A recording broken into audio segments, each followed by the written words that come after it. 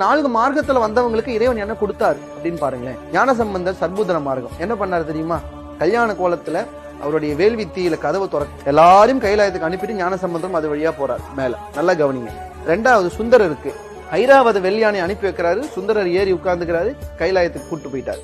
மணிவாசகர் என்ன பண்ணாரு? திருவாசகம் எழுந்துட்டு இது யார், இதற்கு என்ன பொருள்னு எல்லாரும் கேட்டப்ப இவன் தான் அதற்கு பொருள்னு உள்ள ஓடனாரு, கருவறையில் அப்படியே மறைஞ்சிட்டார். அப்பா மகன் என்கிற உறவில இருந்த ஞானசம்பந்தருக்கு கைலாயத்துக்கு போக கதவு திறந்து விட்டார். சகமார்க்கத்தில் இருந்த சுந்தரருக்கு டிரான்ஸ்போர்ட் ஃபெசிலிட்டி பண்ணி யானை அமைச்சு வச்சார். சன்மார்க்கமாக இருந்த மணிவாசகரை அப்படியே மறைத்து கொண்டு போயிட்டார். ஆனா தொண்டு செய்த அடியாராக இருந்த தாசமார்க்கமா இருந்த திருநாவுக்கரசருக்கு என்ன தெரியுமா பண்ணார்? திருநாவுக்கரசரே போனார் எங்க? கைலாயத்துக்கு. பாவம் கஷ்டப்பட்டு விழுந்து பிறண்டு முட்டி தேய உருண்டெல்லாம் போனார். ஆனா சிவபெருமான் என்ன பண்ணிட்டாரு? உன்னால இங்க பார்க்க முடியாது, நீ திரும்ப தமிழ்நாட்டுக்கே போன்ட்ட.